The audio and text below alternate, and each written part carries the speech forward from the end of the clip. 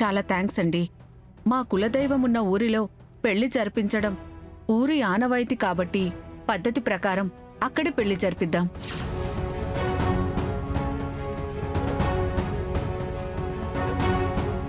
అమ్మా, ఆలయానికి ప్రతి ఏడు మీరే పెద్ద మొత్తంలో విరాళాలు అందజేస్తూ ఉంటారు. అందుకేనేమో ఆ స్వామి నా చేత మీ కుటుంబానికి ఈ కుటుంబంతో బంధుత్వం కలిపే ఏర్పాటు చేశారు.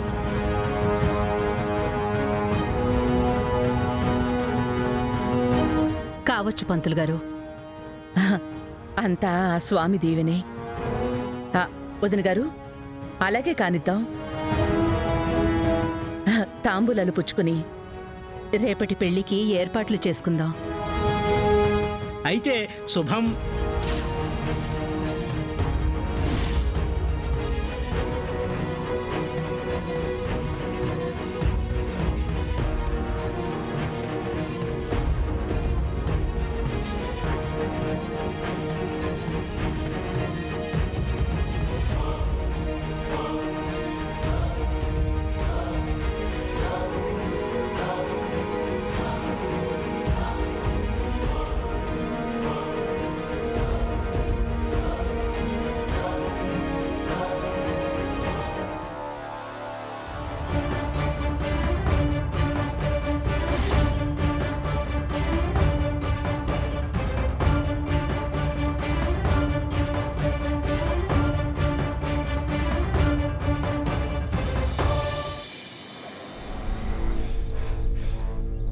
ఇప్పుడేంటి పరిస్థితి?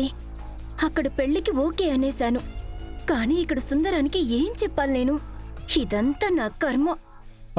దామిని, ఏంది అర్జెంటుగా రమ్మని కాల్ చేసిండో? ఏదైనా గుడ్ న్యూసా? నాకు పెళ్లి కుదిరింది. అట్నా? కంగ్రాట్స్ మే.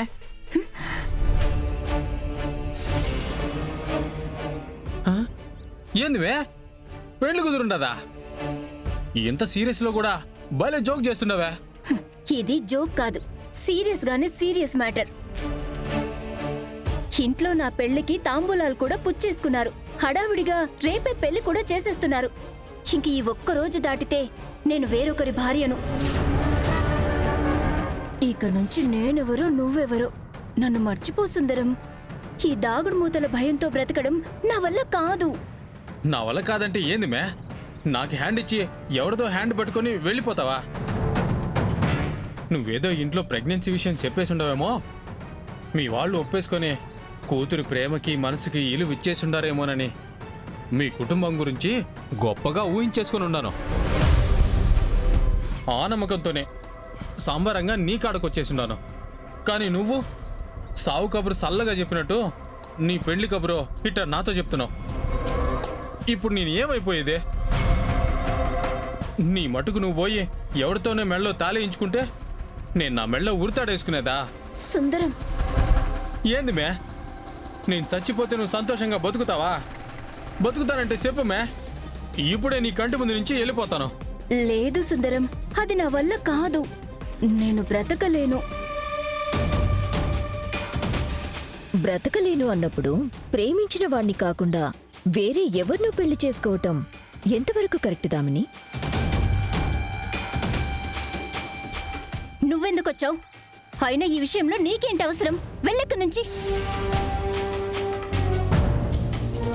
దామిని, నేనొచ్చింది నీ ప్రేమని గెలిపించటానికి. నా గురించి దయచేసి నెగటివ్ యాంగిల్లో చూడకు. నీ సాయం ఇక్కడ ఎవ్వరికీ అక్కర్లేదు. అయినా నీలాంటి దాని చూపు పడినా ఇక్కడ జీవితాలు నాశనమైపోతాయి. అది నా గతం దామిని. ఇప్పుడు నేను ఆ అనన్యని కాను. పూర్తిగా మారిపోయాను. మంచిగా మనిషిగా బతుకుతున్నాను. అవునమ్మే, మనం ఒకరికి కీడు చేస్తే ఆ పాపం మనతో ఆడే క్రీడ మామూలుగా ఉండదని అమ్మికి బాగానే బోధపడుండాది. అందుకే ఎట్ట బుద్ధి తెచ్చుకునుండాది. ప్లీజ్, మీరు మంచి మనసుతో నా ప్రేమను కాపాడాలనే గెలిపించాలనుకున్నా ఇక్కడ ఏ ఉపయోగమూ లేదు. అంతా అయిపోయింది. నా ప్రేమ చచ్చిపోయినదే. మే నువ్వు పోమే.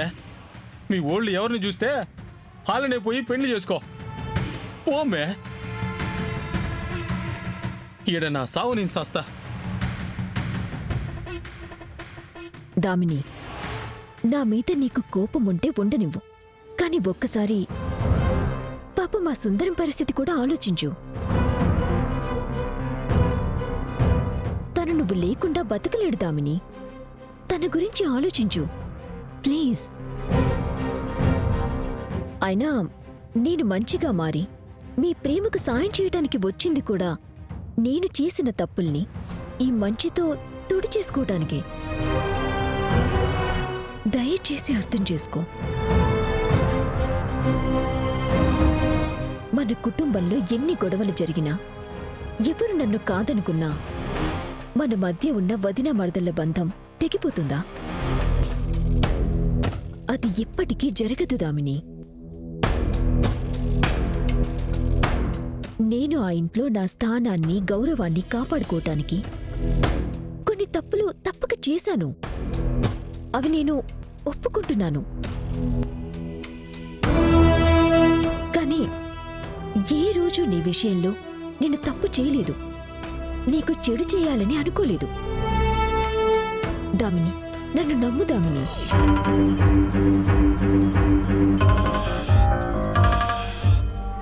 ఇప్పుడు నేను నిన్ను నమ్మాలా వద్దా అన్నది కాదు నా ముందున్న సమస్య. ఈ పెళ్లి సమస్యని నేను పోగొడతాను, నన్ను నమ్ము. సుందరంని నిన్ను ఒక్కటి చేసి నీ వదినగా నీకు మేలు నేను చేస్తాను. అంటే నేనేం చేయాలి?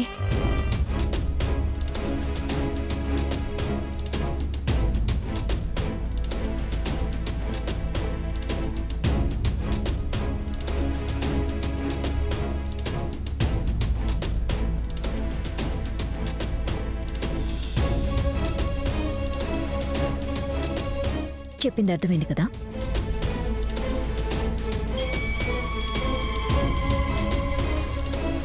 ఇలా చేస్తే సమస్య మరింత పెద్దదవుతుంది కానీ సాల్వ్ అవ్వదు. సాల్వ్ అవుతుంది దామిని. నీ ప్రేమ కోసం నువ్వు ధైర్యం చెయ్యి. నీ లైఫ్, నీ ప్రేమ నీ చేతిలోనే ఉంది.